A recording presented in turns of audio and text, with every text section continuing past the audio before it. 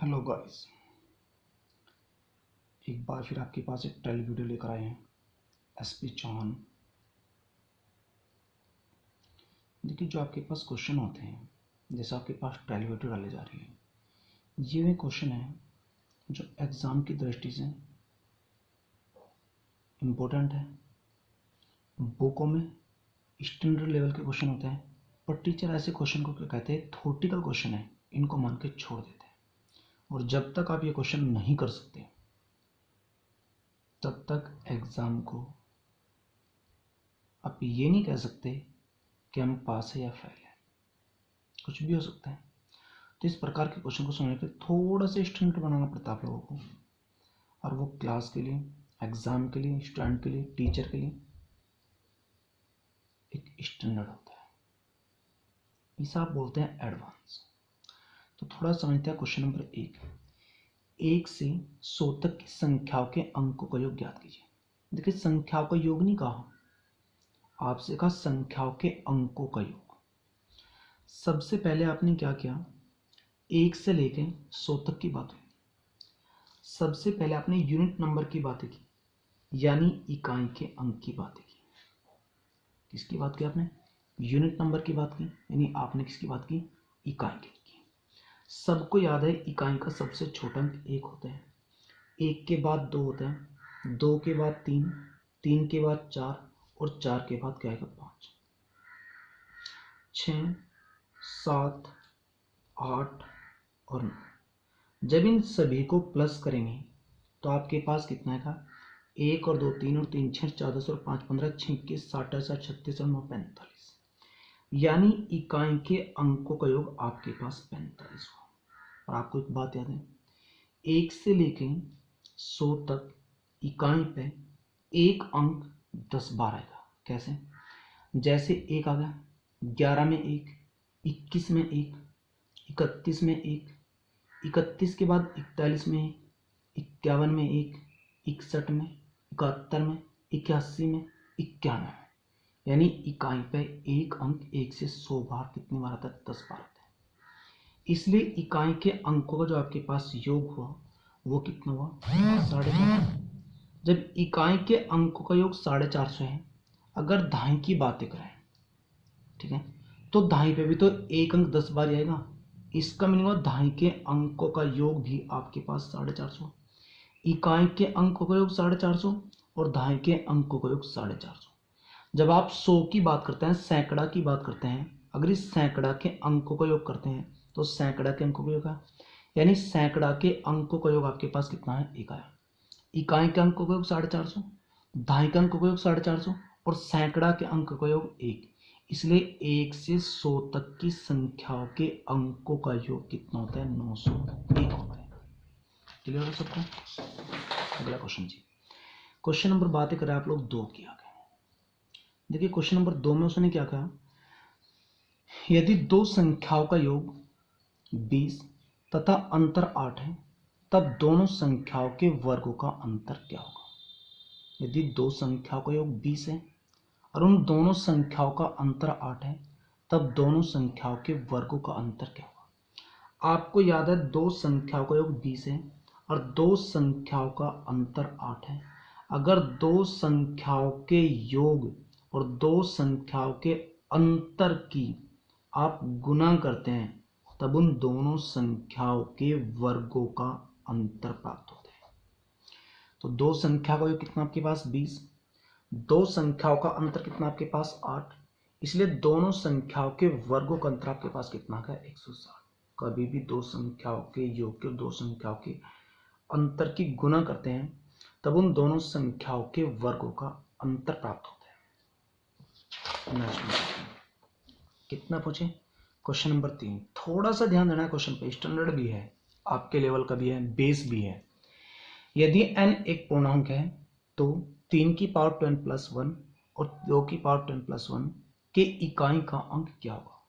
यानी यहाँ पर आपको फाइंड करना है यूनिट नंबर। 3 की पावर 2n प्लस 1 और प्लस 2 की पावर 2n प्लस 1 के इकाई का अंक क्या होगा? देखिए, यहां पर पूर्णांक की बात की, यानी इंटीजर की बात की। जब पूर्णांक इंटीजर की बात करेंगे तो आपके पास n की वैल्यू कितना है, 0 आई। यानी n की वैल्यू सबसे छोटा जो पूर्णांक होता है हमारे पास इंटीजर्स होता है, स्मॉलेस्ट इंटीजर्स होता है, वो कौन होता है, 0 होता है। आप यहाँ पर n की वैल्यू 0 फाइंड करेंगे, जब यहाँ 0 रखेंगे तो पहली वैल्यू आपके पास 3 आएगी और दूसरी वैल्यू आपके पास आएगी 2 आएगी। जब इन दोनों को ऐड करेंगे तो कितना आएगा, 5।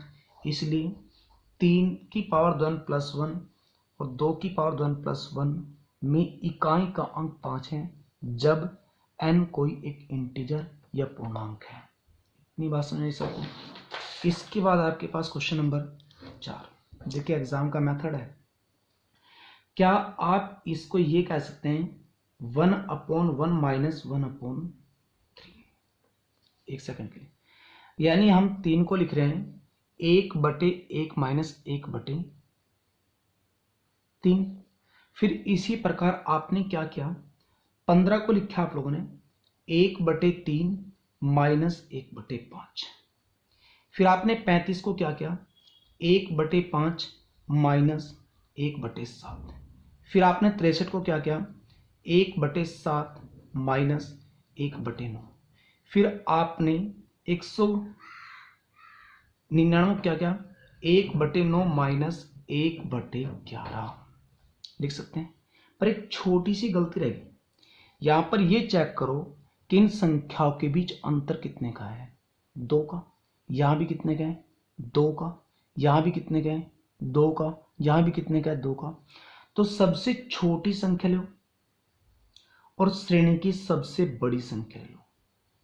संख्या का सबसे पहला मान यानी छोटा, संख्या का सबसे बड़ा मान यानी अंत का, उन दोनों के अंतर को संख्या को किससे भाग कर दो, जो संख्याओं के बीच अंतर है। तो संख्याओं के बीच का अंतर था हमारे पास 2, इसलिए पूरी श्रेणी को भाग किया 2 से।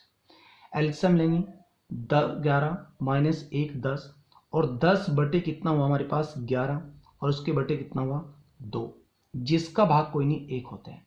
तो बाह्य संख्याओं की गुना अंतर संख्याओं की गुना के बराबर होती है। जो उसको भाग करेंगे 5 तो आपका आंसर आएगा 5/11। कंप्लीट हो सबको। नेक्स्ट नोट आते हैं। इसके बाद आया क्वेश्चन नंबर आपके पास 5। देखिए आपके पास 213 गुना 213 प्लस 187 गुना 187 का मान क्या होगा, ये ट्राई करना। थोड़ा सा ध्यान देना है।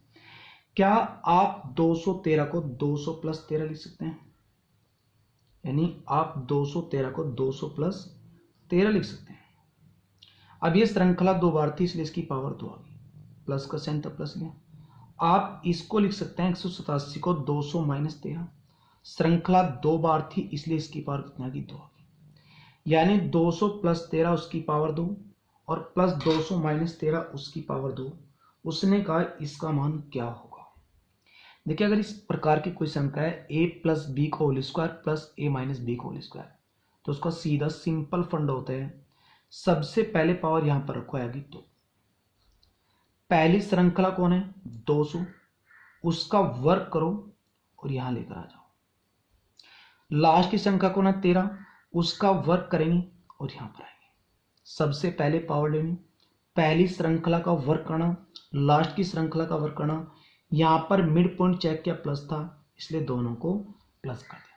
अब इन दोनों को ऐड करते हैं, इसको ऐड करेंगे कितना आएगा 9, इसको ऐड करेंगे कौन आएगा 6, इसको ऐड करेंगे कौन आएगा 1, यहाँ कौन आएगा 0 और यहाँ कौन आएगा 4।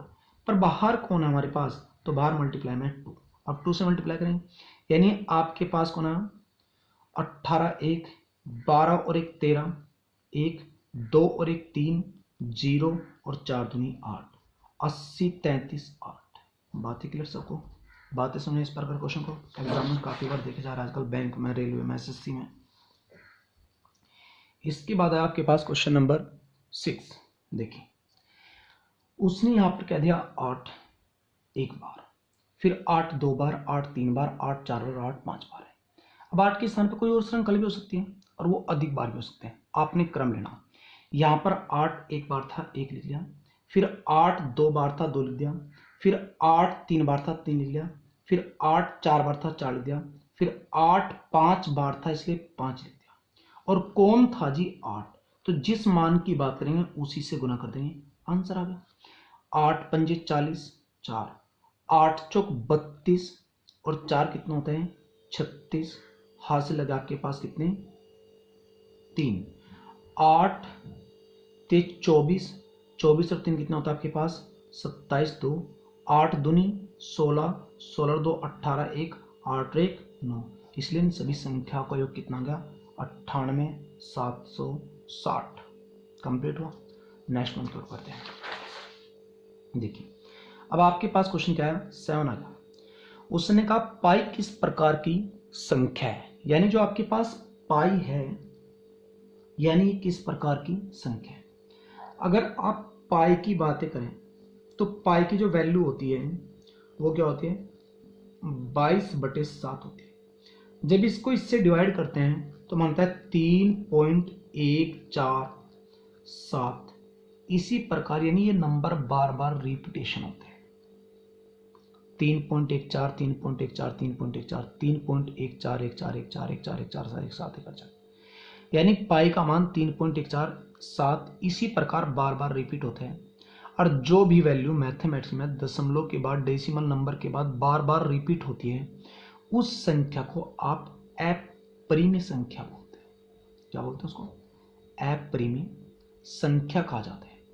यानी उस नंबर को आप क्या बोलते हैं इरेशनल नंबर बोलते हैं IRO, उसको क्या बोलते हैं इरेशनल नंबर कहा जाता है। इसलिए पाई हमारे पास एक अपरिमेय संख्या होती है।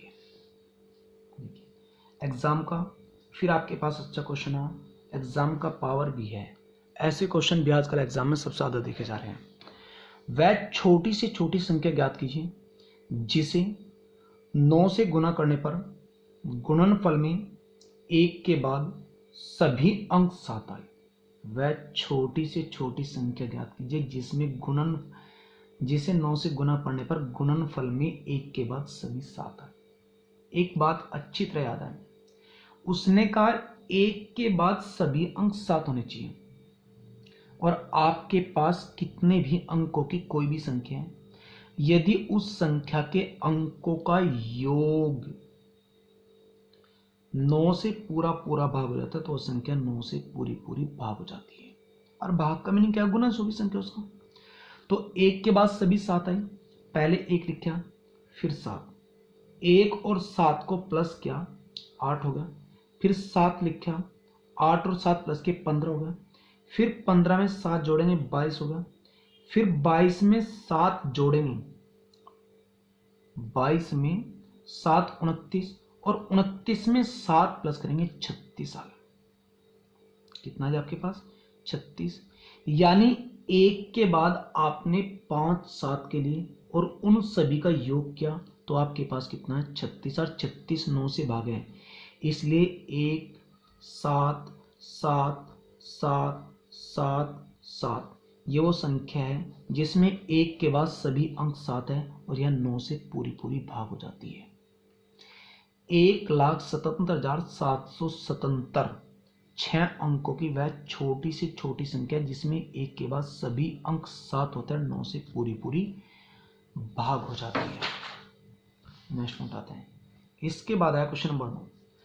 उसने कहा 5 पूर्ण क्रमागत संख्या को योग सदैव किससे भाग होते हैं। सबको याद है सबसे छोटा नंबर 1 होता है, 1 के बाद 2, 2 के बाद 3, 3 के बाद 4 और 4 के बाद 5। जब आप इन सभी को प्लस करते हैं 1 और 2 3 और 3 6 4 10 और 5 15। अब ये किससे भाग होते हैं 15 5 से भाग होते हैं। आपने कोई और नंबर ले लिया, यानी आपने स्टार्टिंग किया 2 से, 2 2 के बाद 3, 3 के बाद 4, 4 के बाद 5 और 5 के बाद 6। जब इसको ऐड करेंगे आप लोग तो कितना आएगा 5, 5 और 4 कितना होगा आपके पास 9, 9 और 5 कितना होगा आपके पास 14, 14 और 6 कितना होगा आपके पास 20। ये भी किससे भागे 5 से भागे। आपने कहा जब यहाँ से हम तो अंत लेंगे 10, 10 के बाद 11, 11 के बाद 12, 12 के बाद 13, 13 के बाद 14 और 14 के बाद 15। यानी आप कोई भी 5 नंबर लेकर देखो, जब उनको ऐड करेंगे प्लस करेंगे तो वह संख्या हमेशा किससे भाग होगी 5 से पूरी पूरी भाग होगी। प्लस करते हैं 10 और 11 21, 21 और 12 33, 33 और 13 46, 46 और 14 60, 60 और 15 75 और 75 किससे पूरा भाग है? 5 से। इसलिए 5 पूर्ण क्रमागत संख्या का योग सदैव 5 से पूर्णतः विभक्त हो जाता है, एग्जैक्टली डिविजिबल 5। इसके बाद आपके पास क्वेश्चन नंबर 10। उसने क्या कहा आपसे, 9 की पावर 9 और उसकी पावर 9 का अंतिम अंक क्या होगा। देखो आपके पास ये 9 है यानी 9 है, अगर आप 9 की पावर सम करेंगे, अब आप वो कोई भी सम कर सकते हैं। कैसे? जैसे 0, 2, 4, 6 कोई भी। अगर 9 की पावर कोई भी सम संख्या तो संख्या के अंतिम अंक इकाई का अंक 1 होता है। ये आपके पास 9 आ गया। अगर 9 की पावर आप कोई भी विषम संख्या करते हैं, 9 की पावर सम संख्या होने पर इकाई का अंक 9 होता है, और 9 की पावर विषम संख्या जैसे 1, 3, 5, 7 कोई भी नंबर लेते हैं तो इकाई का अंक हमेशा क्या होते हैं? 9। अगर 9 की पावर कोई भी सम संख्या होता है तो इकाई का अंक 1 होता है। अगर 9 की पावर कोई भी विषम संख्या होता है तो इकाई का अंक 9 होता है। इसलिए यहाँ पर 9 की पावर 9 क्या हमारे पास विषम है, इसलिए 9 आएगा। और यहाँ भी 9 की पावर 9 विषम है, इसलिए 9 आएगा। इसलिए हमने कहा कि 9 की पावर 9 का अंतिम अंक क्या होगा, इसलिए 9 होगा, क्योंकि 9 की सभी पावर विषम है, इसलिए उसके अंतिम अंक इकाई का स्थान क्या कितना होगा? 9 होगा। सही बात है। अगले पॉइंट पर आते हैं, क्वेश्चन नंबर 11। देखिए ये क्वेश्चन भी एग्जाम के लिए इंपॉर्टेंट है। कभी कभी क्या बोलते हैं आप लोग कि काफ़ी बड़ा क्वेश्चन है, लेंथी है, एग्जाम में ऐसा क्वेश्चन नहीं आएगा। थोड़ा सा सोचें, क्वेश्चन आसान हो जाएगा। जब भी किसी क्वेश्चन का एग्जाम टाइम में करें तो वहाँ पर आप लोग क्या करें, अप्रोच मेथड का प्रयोग करें।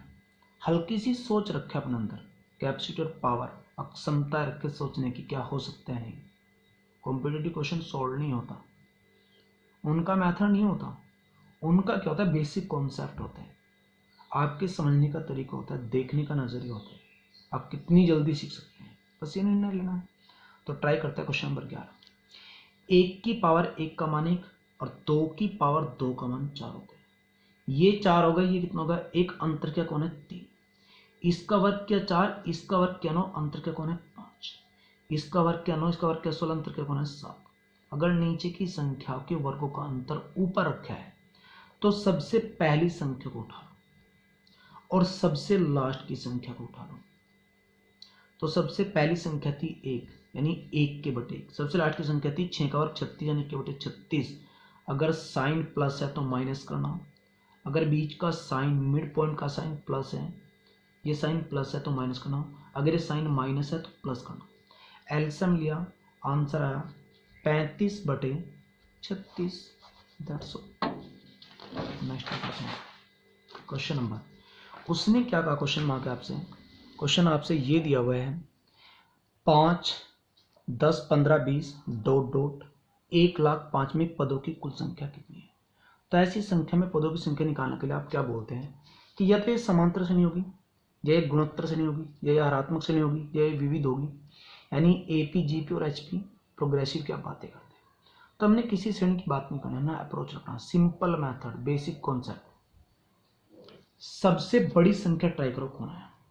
जब भी आपको n की वैल्यू फाइंड करनी है तो सबसे बड़ा नंबर ट्राई करो, कितना आपके पास?